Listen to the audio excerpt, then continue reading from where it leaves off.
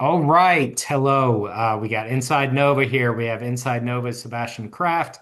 I am Trevor Baratko, the Inside Nova editor. Just quite the week on the digital gateway data center front. It absolutely called to hop on with Sebastian here and chat about his coverage and the multitude of developments that have happened over the past 3, 4 days. Mhm. We are quite exhausted here on a Friday afternoon. Sebastian, why don't you start with kind of Tuesday afternoon, what you were working on the digital gateway front, and I'll kind of chime in with how our week unfolded.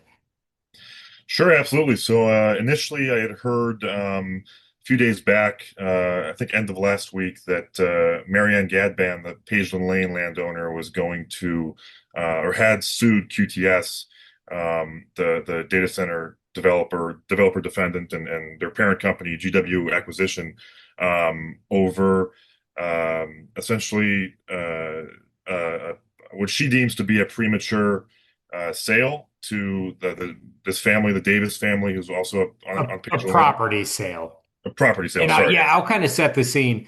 Godbon is one of the biggest cheerleaders and architects of the whole digital gateway, which is a planned, massive, what would be the world's largest data center complex in Western Prince William County. Godbon hoped or intended to kind of orchestrate the thing. We got word that she was actually suing one of the developers because things are not exactly turning out as she hoped. So, and you were working on this story on Tuesday night.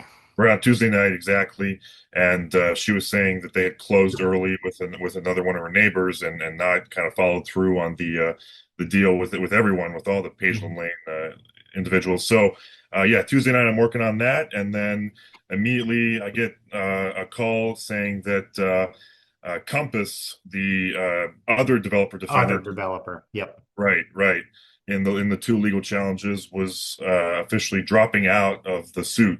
They had a 30-day window from the March 31st Virginia Court of Appeals ruling to either withdraw or file a subsequent appeal to the Virginia Supreme Court.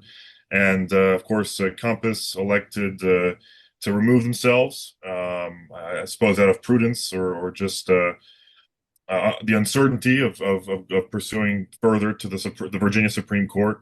Um, but that kind of spearheaded the next snowball, the next episode of the saga yesterday, where since it was the 30-day deadline on April 30th, the it was up to QTS to decide whether to go for it or not.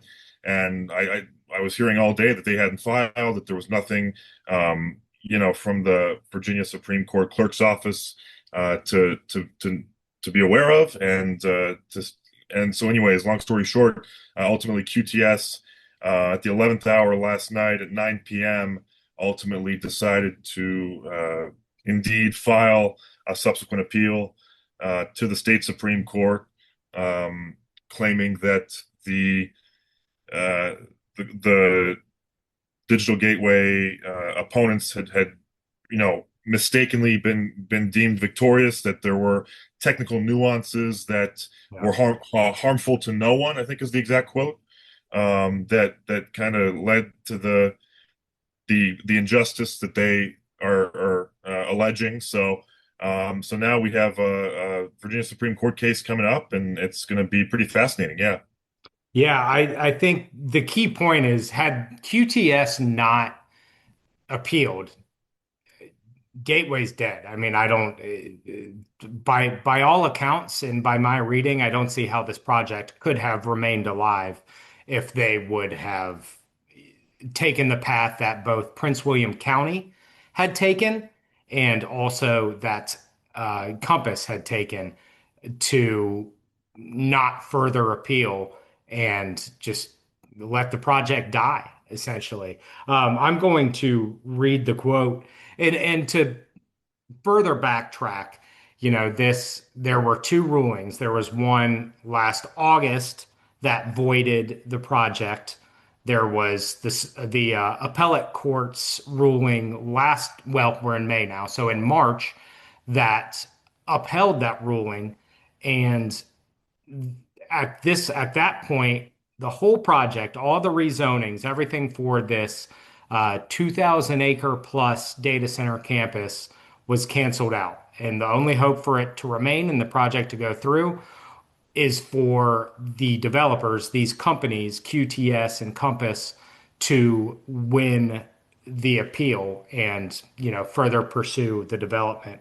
I wanted to go to, I threw it kind of in our headline today because it was such, I, I don't know necessarily why I got a kick out of the quote, but I thought it was a powerful quote from the homeowners who were the plaintiffs that were suing for this project. This is from Mac Haddow of the Oak Valley homeowners. He says, "We are surprised by the arrogance." He's talking about QTS. "We are surprised by the arrogance of their argument that surprised by the arrogance that improper public notice, that letting the citizenry know what's happening. We are surprised that by the arrogance when the General Assembly has widely held public notice of these kinds of massive industrial projects is a fundamental requirement." And I think that was to me just a little striking. That's a really aggressive. They're going on the offense, saying, "How dare they say this isn't important that we issue proper public notice?" So I just kind of wanted to flag that and underscore that quote. I am done predicting this thing in my free time. Far be it for any of us to predict where this is going. I did want to say this is. I have been with InsideNoVa for 4+ years. This has been on my desk every week. Every week for 4 years, we're talking about digital gateway. And, QTS ensured that we're going to continue talking about it yesterday. They ensured that this is going to continue to be in the headlines. It probably would have regardless, but they ensured it's going to remain a discussion and a news item for weeks on end. At this point, let's just say years on end. Sebastian, what kind of has stood out to you in your reporting about just how, I think, passionate and um, impactful of a project this is for these residents? Yeah, for sure. I mean, I think the bipartisan kind of reaction to it, and kind of the just the unity across party lines, especially in Western Prince William, has been really apparent. And I just think that people kind of coming together and trying to protect their community, whether it's Gainesville or people in Brentsville, or whatever it may be, Hmm. against these data centers, has been just really striking and kind of atypical in today's climate. Yeah, Um, true. yeah, yeah. So that's definitely one thing I've noticed for sure. Yeah. These local issues don't necessarily fall within traditional or strict R and D after the name issues, and Mhm. that's we've definitely seen Democrats and Republicans rallying together to fight this thing. It should remain. I would hopefully urge anyone watching here, check out Sebastian's coverage. We have two really well, a wonderful photo and a wonderful graphic map outlining this project, courtesy of the Piedmont Environmental Council. We scooped those up from them this week, and those are on the website. And it really helps, I think, to give readers a sense of this land that is the battleground, for lack of a better term. Yeah. This is right adjacent to Manassas National Battlefield Park. And when you see these photos and the kind of sprawling layout of it, it shows why this is so important, I think.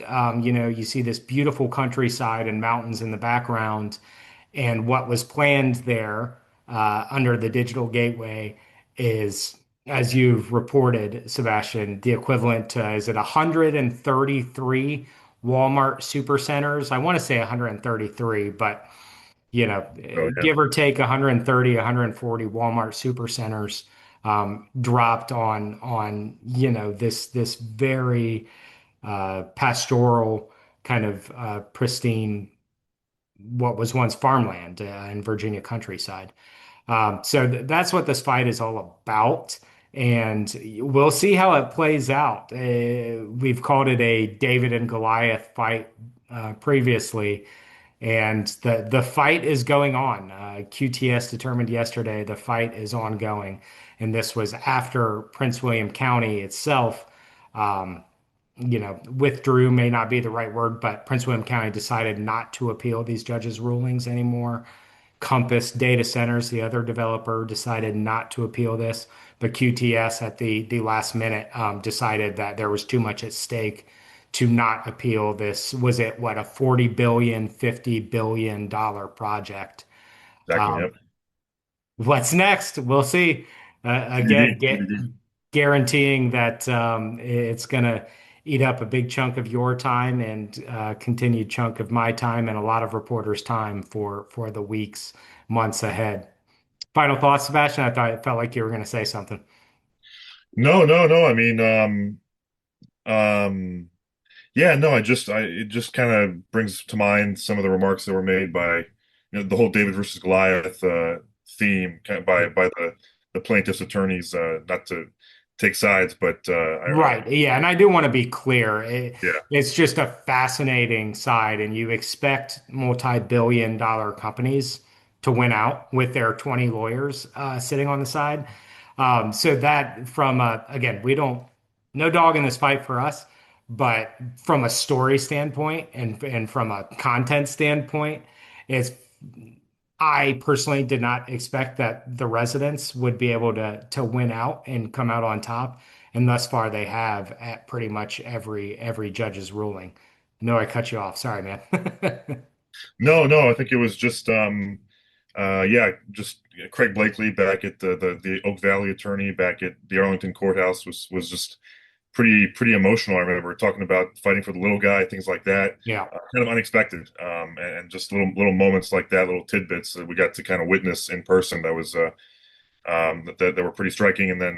Um, and then Chef Peterson this week, come back and talking about a ragtag group of volunteers, as he said it, yeah, who protested before I think it was December 11th of 2023, before the initial public hearing, the 27-hour public hearing. They protested, and those volunteers, and now here they are, kind of on the doorstep of potentially, being victorious at the Virginia Supreme Court. So we'll see what happens. Yeah, yeah. We'll stay tuned. A story all decade in the making and continuing. Sebastian, thanks so much, man. We will sure. catch you soon. Maybe, just maybe, we can shut down the laptop this weekend, but I'm not banking on it. Yes, All sir. right. Thank you. See you. For sure.